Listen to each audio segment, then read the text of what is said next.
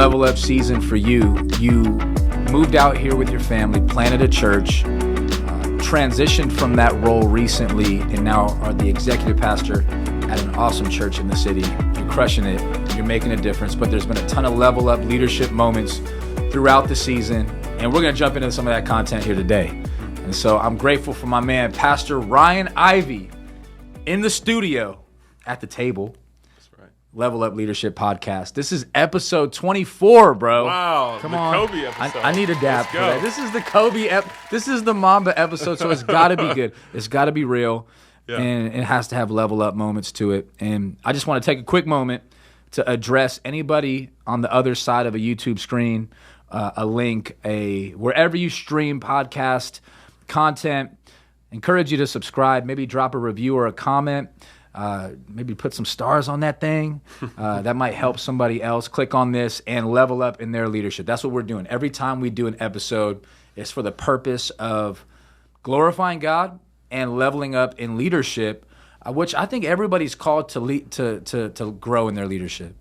And that's why I wanted to do this podcast. And I know you're a growing leader. And so let's jump into the content here today, man. Yeah, so good. Excited to be here. Let's go, man. Hey, and just really quick, Alabama basketball.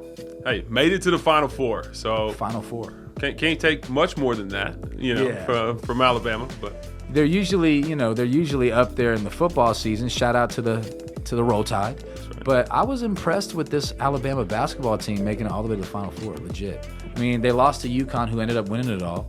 Yeah. So second best then. We'll give them second best. We'll give them second best. And it's April, and there's a lot for us to jump into. And so, man, I just want to start with some of your story.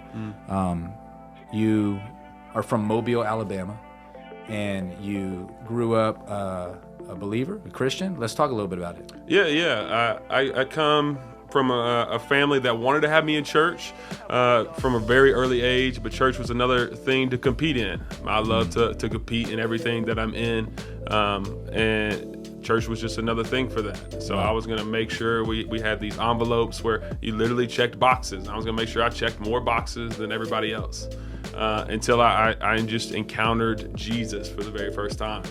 Had this moment where I just found out there wasn't enough boxes I could check, enough things that I could do to kind of earn God's favor, and I needed a relationship with Him.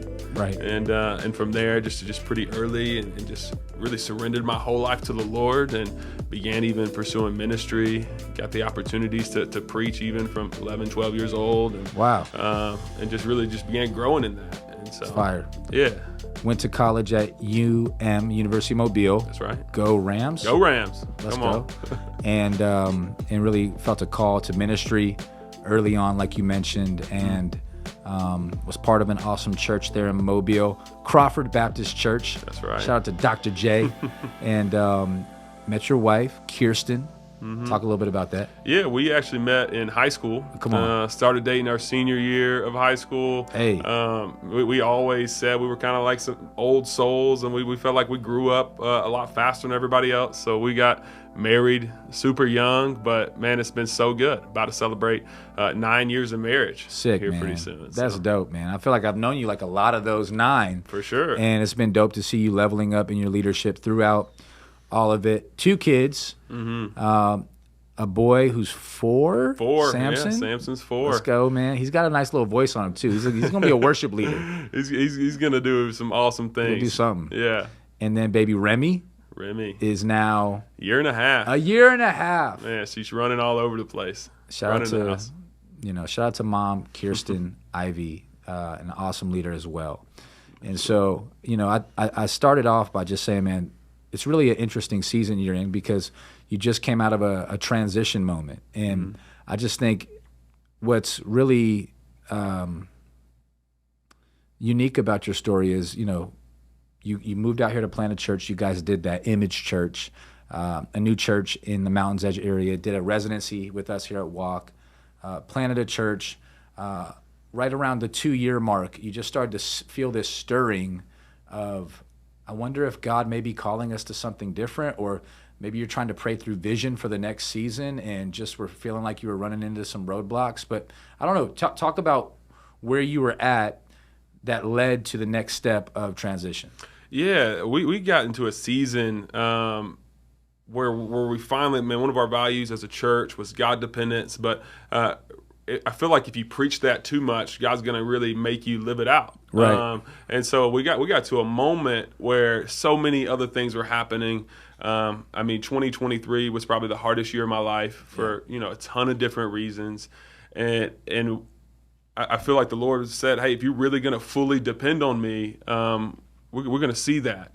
And so, in just a moment of just desperation for the Lord, me and my wife, Kirsten, just really began to fully depend on God and saying, "Hey, God, whatever you have for us next in this season, we're open to it, whatever that is." And we began praying through that, and inviting some other people to speak into that, and began listening, and just through that, just season of desperately depending on the Lord, God began to make it clear that He just had a different plan for the next 5 years of our life, 10 years, whatever that's going to look like, and part of that was evolving from getting on a different seat of the bus, right? Yeah. I always kind of saw myself as in a certain position of church or what that looked like, and I feel like God began speaking to me as I have big plans for you, but it's going to look differently than you ever thought it was going to. Wow. And it's going to be better. Yeah. That's good, man. And that wasn't an easy kind of thing to come to, or even like it wasn't in a moment, but over a season of months, and people speaking into that, and God moving things and orchestrating things, working things out. It really became really clear that God had something even better in store. Yeah, it takes faith, right? Like to believe that His plan is going to lead to an even better moment. And I thought it was dope just in my own journey, walking with you through that season. I remember connecting with Pastor Joseph from Favor City, who in his own lane of church planting was sharing with me, man, I'm just praying. I'm seeking the Lord. I'm God dependent to get the right person on the right seat of the bus when it comes to leading this thing. And I want to do it together. I want it to be a partnership, a brotherhood. I'm believing for that. And he was grateful for the team that was already forming there at Favor City, but felt like there were some pieces that still needed to get put together in this leadership puzzle. And man, as you were sharing where you were at, he was sharing where he was at. It was almost like the Lord was orchestrating this divine appointment for you two brothers to link up. But I think it took a lot of humility on your part to be able to close a chapter, to really level up into a new chapter, right? Like it took not just, I think there's sometimes a lot of leaders are, become their own lid because they want control and they want to hold on to things in their own strength because it becomes their identity. Yeah. Like you didn't allow the church that you guys planted to be your identity. Like, who am I without Image Church? You're like, I'm a lot of things. I'm a son. I'm loved by the Lord. I'm called by God. Doesn't change my calling to the city, to ministry, to leadership. I'm a friend. I'm a brother. I'm a pickleball player. Come on, right? That's right. But like, I think you're a preacher, right? You're passionate about the word. So you're all these things, even without a specific title. And I think I honor you for just your, don't hold on to your current role or title too tight that the Lord couldn't even move you, because even in His movement, it's always for a level up. Yeah, absolutely. You were instrumental in that, and just helping me see even a lot of that, right? Because there, even if it looks like some of that on this end, it was definitely a struggle, and something to have that's to. Not to say it wasn't a struggle. My bad. Yeah. But wrestling with like, hey, am I really about the kingdom? Right, is really what it came down to, because there was some feelings of, no, I'm really about the kingdom if that means, what I'm doing for my church. Wow. But it had to come, no. If I want to really do more for the kingdom of God, then this was the move. And you even helped me see that throughout this process, and God working things out with Pastor Joseph and the team. And so it just really began to make so much more sense that, this is the kingdom move. Yeah, kingdom impact, right? Yeah, that we can do just so much more together than we ever could separate. So. Well, shout out to your openness to kingdom, right? Matthew 6 says, seek first the kingdom and his righteousness, and then all these things will be added to you. It doesn't say seek first your church or seek first your platform or seek first your comfort, but seek first his kingdom. And man, I'm just grateful for that. Favor City Church just had their biggest service of all time on Easter Sunday. How was that, man? Man, it was incredible to see so many people. The very first time we were able to have 2 services at Green Valley High School, and man, 10 people gave their life to Jesus. Just 300 plus in attendance. Yeah.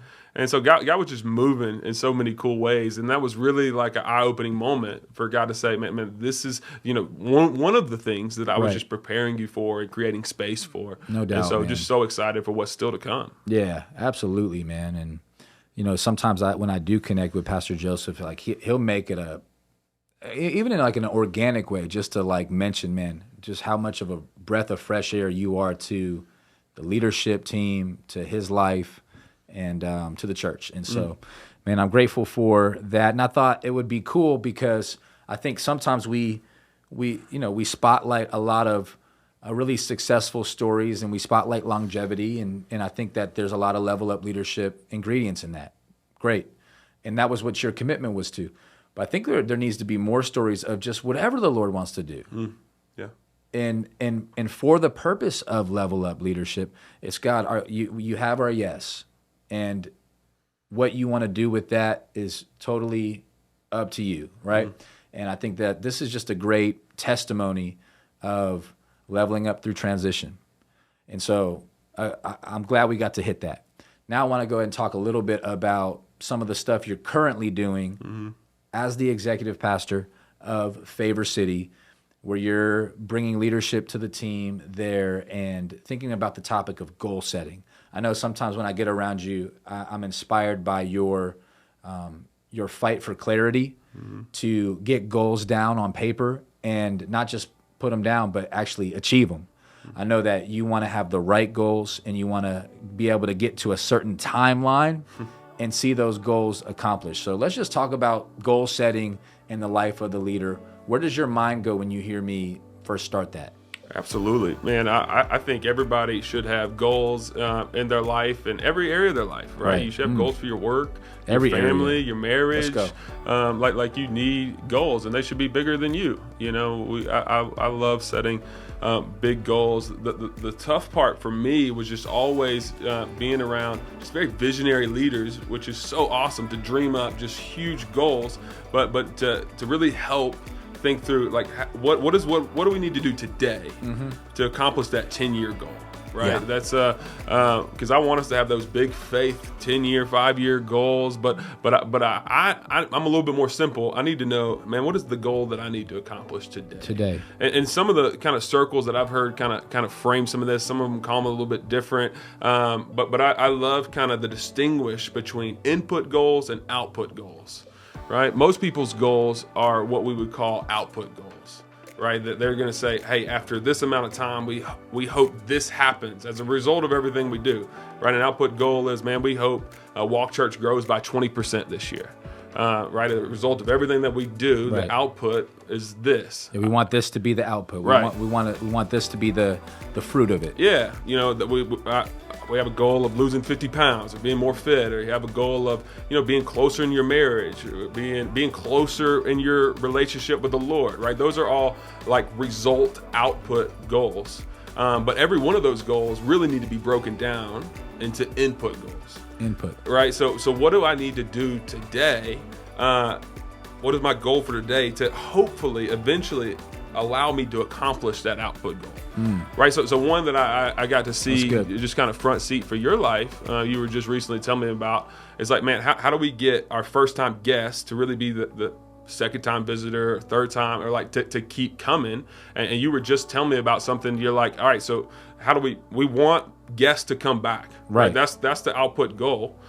So what do I need to do every single Sunday to help that happen?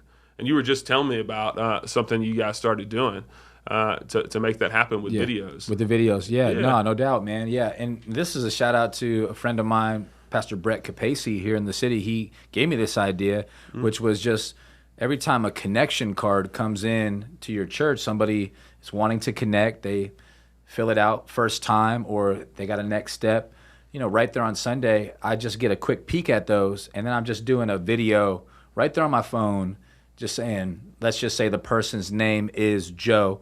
Why do we always pick the name Joe or John? It's right? easy. Just pick, just say hey Joe, man, super grateful you came today. I'm checking out your connection card. Praise God for this next step in your life, and man, I hope to meet you at some point.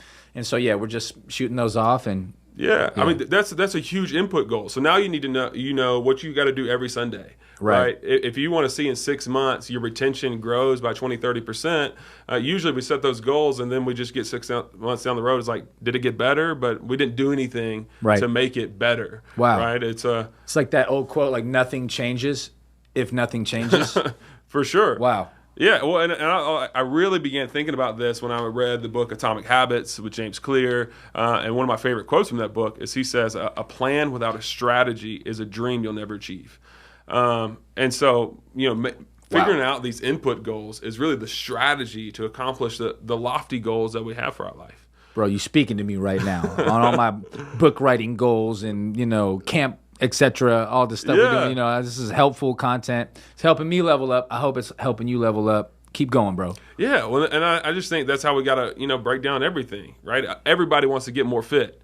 But what do you got to break that down into? What is your weekly goal? I know for me this year, I have a goal by my next birthday to get the most fit I've ever been. But that's kind of arbitrary, right? That's an output goal. Yeah. But what I've realized is for me what that's going to look like. In January, it was 5 miles a day. Right, I got to get those in. Did you say 5 miles a day? 5 miles a day. That's walking. That's everything. Okay. That's about to say, bro, you don't got to make everybody feel bad on the session right now. But that's increasing half a mile each month. So February was 5.5, March was 6, and now we're at 6.5 this month. But I know for me to achieve that larger goal, I got to hit these daily goals. Yeah. Right. I got to be in the gym 4 days a week.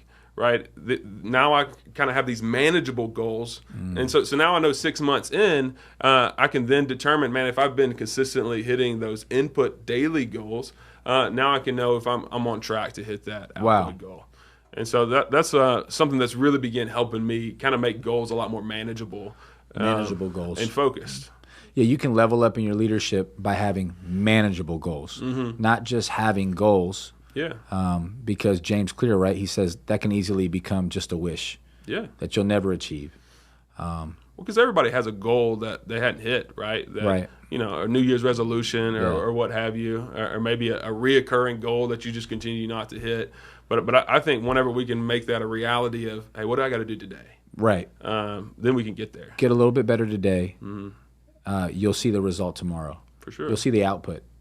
No, that's really good, man. I think that I'm trying to apply that in my own life. Just right now, I've been working on some writing projects, a devotional, and then even a children's book. And I think if you don't have those, there's always stuff competing, right? There's always other yeses competing with your goals. Absolutely. Right? And so I think if you don't have the prioritization to daily do something that's manageable, you just might not get to it. Yeah. Right? It might be a month later and you're like, oh man, I got that goal, but I'm already knee deep in something else. And so I think that that's a good way to level up, and that you've experienced some fruit in that, in your own life, man. Yeah. Oh, it's fire. So I'm thinking through that, and I want to take one more redirection, if you would, in this podcast, as in the last chapter of our dialogue here today. And I just want to talk about this. It's like this acronym that I've heard you use, GED. Yeah. Right. And we're not talking about passing high school, but just an acronym for how to not just be a level up leader, but one that others want to follow. Yeah.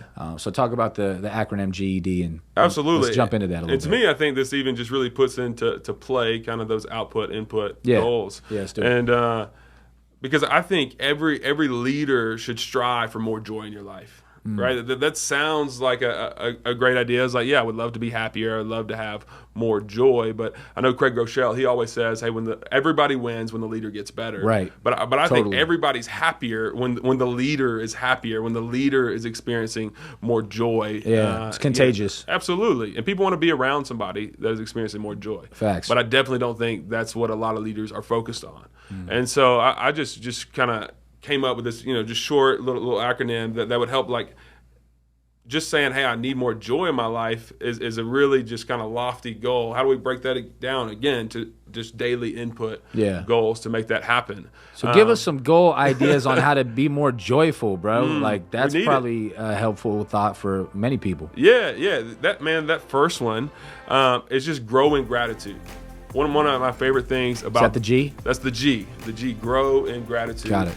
And one of the things that I love about the Bible, there's only 2 places in all of the Bible that says God's will, God's plan for your life. The first one is sanctification, that you become more like Jesus. The second one is that you give thanks in all circumstances, right? So God's plan for our lives is that we would be thankful. I mean, if you look at the whole Old Testament, all these feasts and festivals that the Lord set up, we're all to remember and be thankful for God's provisions for our life. Right. And I know for leaders, we're always trying to look at what we can improve, what we can get rid of, what we can, fix in our organizations and things. It really leads us to be pretty critical, pretty negative. And I like to always say, man, you're going to find whatever you're looking for. And if you're finding for the problems, you're going to find. I mean, if you're looking for the problems, you're going to find them. But I think, man, if you're looking for the things to be thankful for, you're always going to find them. And so as leaders, we need some daily rhythms of growing in gratitude. For us, what that looks like, me and my son, every night, we do our thankful fors. So we got to say, hey, at least 3 things that we're thankful for, up to 10. We'll see, how he's feeling that night. But we got to strategically look at things, look at our day, look at our life, and just point out the God moments. How what are you he's thankful been for? At work. Yeah. Dang. I think another one that leaders should really implement is maybe just once every day you tell somebody in your life that you're grateful for them. A lot of times we're usually talking to people, like correcting them. But I think, man, if we were communicating to people how grateful we are for them, and that'd make such a difference. At least just one. If you have an input goal that today I'm going to find one person in my life, I'm going to tell them I'm grateful for them. Yeah, it'll help change your attitude. And why? Why are you grateful for them? Maybe one a week. You're like, I don't know that many people. But set the goal and let's try to hit it. Let's grow in gratitude. I think that's a huge foundation that the Lord would even really point out. It's His will for you. Yeah, it's good. The second one, the E, is eliminate downers. Eliminate things that just trip you up. Eliminate things that just can mess up your day. Yeah. Talk about it. Man, 2 of them for me in my life. This one, we all have things we get irrationally mad about. Maybe it's just me. I don't know. Like in things that shouldn't make us as mad as it does. I know for me, I'm usually the one that gets our kids ready for school. And almost every morning, I would get so frustrated by having to pick out my daughter's clothes. Right? Because it's always going to be wrong. I'm going to put shorts with a dress that never should have happened. And, it's going to be all messed up, or I can't find any socks. And so what I was able to do is go to my wife and say, hey, could you just every night before pick out her clothes, or even Sunday, pick them all out for the week? Like, could you just eliminate that downer, that obstacle in my life? Right. And man, it's transformed my mornings. Right, like that's never tripping me up anymore. That's good. That's never throwing off, because if you mess up your morning, it can, sometimes mess up your whole day. Facts. But I've just gained so much joy just from even that. Just eliminating the downer. Eliminated a downer.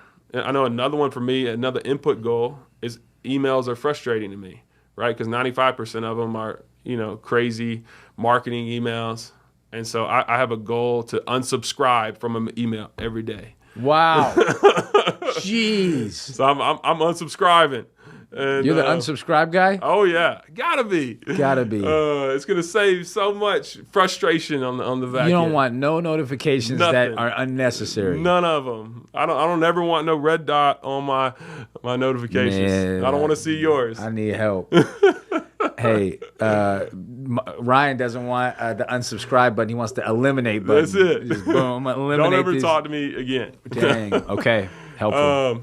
But yeah, we all have things that or maybe just even frustrate us a little bit. I'm not even going to show you my email. Please don't. My red bubble number right now. Yikes. Keep going. But that's one for me. I'm just gonna say, hey, this frustrates me. I'm gonna try to eliminate it. Right. Right. And whatever that could be for your life. Find out something that is easily trips you up, easily can mess up your day. Eliminate it. Find ways to. Yeah, it's gonna increase your joy. Eliminate the downers. Yeah. And then lastly, man, leaders are just so busy, have so much going on, but we got to figure out time to do stuff you enjoy. That's the D. We got to do stuff you enjoy. Do stuff you enjoy. Great. Whatever that may be, and you're like, man, I love work, I love what I do, but you got to do something outside of that. Right. I know you've recently really been tapping in with that, with basketball. Right. That's so much a part of you and your story. You're like, Sure. man, I got to get back to it even more. Right. That happened for me. Like my wife knows that I'm just a happier, more joyful person when I get to go play pickleball once a week, or when I get to work out consistently. Yeah. Like I gotta have those times. It affects you as a leader. And it affects all the time, right? Even this 1 hour can really impact the other 23 in your day. And so I just think that's so important that man, if leaders could begin to figure out hey, what are those small steps every week of growing in gratitude, eliminating downers, and then doing stuff you enjoy. Man, I really think that would increase leaders. That's how you get the GED in joy. Man, if you want to get a GED in joy, you gotta let me just make sure I got it right. You gotta because I was thinking gratitude, but what's the word? Yeah. It's grow. Yeah, you gotta grow in gratitude. You gotta look for ways to be grateful, and you gotta find somebody that you're grateful for. That'll help you grow in gratitude. That'll help other people grow in gratitude for you as the leader. Yeah. You got to hit the E, eliminate the downers. That's right. And you got to do something that brings you some joy. Do That's something that can put a little wind in your sails, be life-giving for you and for others as well. And I think that'll help you, as this sign says, have a level up season in your life. Absolutely. It's good, bro. Man, I'm grateful for that. One thing we do as a closing word on this podcast, whenever we have somebody join us, is just try to personalize it. Somebody's on the other side. Someone's driving, running, watching this right now. And would you just look in this camera and would you just give them a personalized word from Ryan Ivey on how they can level up in this season? Yeah. Man, wherever you are, whatever you're doing, I just know, especially as somebody that struggles with anxiety, depression, if nothing else seems to be going your way right now in this season, I just really want you to know that there's a God that loves you so incredibly much, and that everything that possibly good has happened in your life or that will happen, that's from Him, and He cares about you fully and completely. And I just would say, man, look for something to be thankful for in your life. And if you can't think of anything else, just know that there's a God that loves you and cares for you. Thankful and there's for nothing Him. more to be thankful for than that. That's great, man. No, dope. Yeah, I think I'm a better leader when I'm a more thankful leader. Because leadership is all about, right? Shout out to John Maxwell, influence, people that are following. You know, if you're like, man, I'm the best leader, I don't ever talk to anybody, I'm going to question that because leadership has to do with people. And I just found that when you're more grateful, attitude of gratitude, man, it jumps on people. Absolutely. And you create a culture where celebration and gratitude is the thing. Right. And I'm grateful for you doing that, grateful for your friendship, your brotherhood, being a part of what we've done for the past several years. It's a big deal. And man, excited for all that's to come, bro. Let's keep leveling up. Absolutely. Thank you so much for allowing me to be on, and excited for all that's to come. Let's go. Hey, as we close, just want to say thanks for jumping on today. Consider hitting that subscribe button one more time. Let us know in the comments or in some type of message what you got out of today. We'd love to hear about how God is using this podcast to just help you grow, help you get a little bit better. And we'll look forward to seeing you next time. God bless. Peace.